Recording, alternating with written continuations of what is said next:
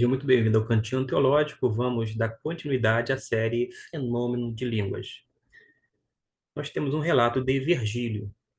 Na sua Eneida, Virgílio vai dizer que havia uma sacerdotisa sibelina na ilha de Delfos. Para se ter uma ideia, Virgílio viveu naquele período bem próximo à vinda de Jesus, ou seja, ele nasceu no ano 70 e morreu 19 anos antes de Cristo. E ele vai mencionar que havia um estado de uma fala estática numa caverna frequentada, onde ventos encanados produziam sons esquisitos e até música. E quando ela se reuniu para adorar a Deus, no caso, a pessoa que era, vou dizer assim, a sacerdotisa, houve uma união com o deus Apolo e começou a falar em línguas. Às vezes, segundo o relato de Virgílio, falas compreendidas e às vezes incoerentes. É um outro relato de uma fala estática dentro, mais uma vez, de um ambiente pagão. Um outro ambiente pagão ocorre com a chamada Pitonisa de Delfos. Agora, quem vai narrar é Crisóstomo, que foi o grande pai da igreja, que ele vai descrever a Pitonisa da seguinte maneira, vou colocar aspas. Disse então que essa mesma Pitonisa, sendo uma fêmea, às vezes senta-se escanranchada na trípode de Apolo e, por conseguinte, o espírito mal, subindo debaixo e entrando na parte baixa do seu corpo, enche de loucura a mulher. E ela, com o cabelo desgrenhado, começa a tocar o bacanal e a espumar pela boca, e assim, num estado frenesi, fala as palavras de sua loucura.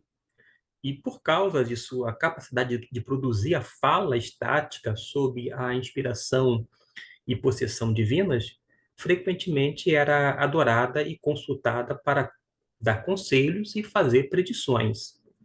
Um estudioso chamado Martin acrescentou: sacerdotes, aparentemente, assistiam sempre para apanharem cada expressão e para interpretarem seus gritos e parolagens quando esses não eram mais coerentes.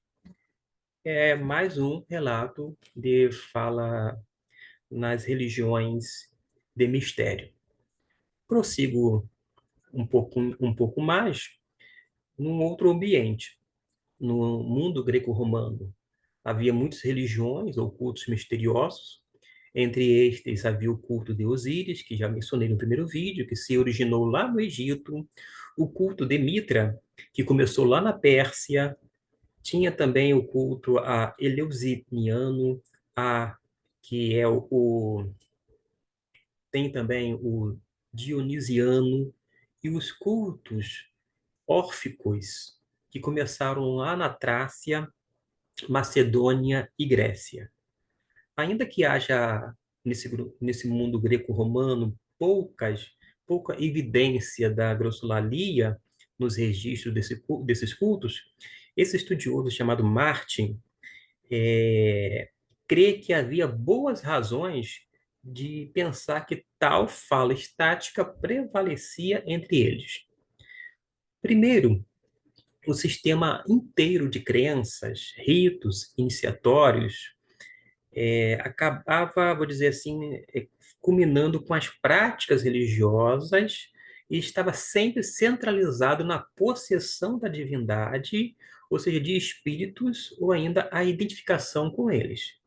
Segundo, os termos cristãos, significando glossolalia, que é pneuma, espírito, e lalein, glossais, vieram do grego vernáculo, que existia muitos anos antes de ser escrito o Novo Testamento. Tem um terceiro motivo nesta observação. No registro de Deia Síria, Luciano de Samosata, que viveu naquele período de 120 até 198 anos depois de Cristo, vai descrever um caso nítido de glossolalia num ambiente pagão, porque alguns devotos itinerantes da deusa siríaca Juno, localizada em uma região chamada Bambice, que é também conhecido como Hierápolis, na Síria, é descrito um fenômeno de língua estática ou uma língua desconhecida. Quando falo língua desconhecida, leia-se ou entenda como língua estranha. Estranha para quem fala, estranha para quem ouve. É neste sentido. E vai haver um outro estudioso chamado Kittel, que acrescentou que os fenômenos comparáveis podiam ser achados no manticismo divinatório da Délfica Frígia, dos Bacídes e das Sibilas, concernente à adoração do culto da magia, porque havia aquela mágica, entre aspas, né, como nós concebemos.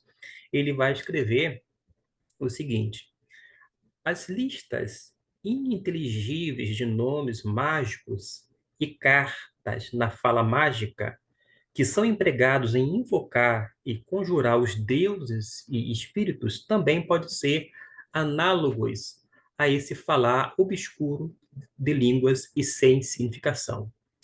A esses místicos nomes divinos, etc., nos quais há ecos de línguas orientais, podemos certamente juntar o ponto de vista de que derivam de línguas supraterrestres, usadas pelos deuses e espíritos nos céus, cada classe com sua peculiar fonê ou dialectos. É o que ele coloca aqui na sua obra. Existem evidências, por dizer assim, presentes, mais próximas do nosso tempo, já que a gente foi lá longe mesmo, mas a gente vai falar isto no próximo vídeo. Fiquemos agora com estas informações.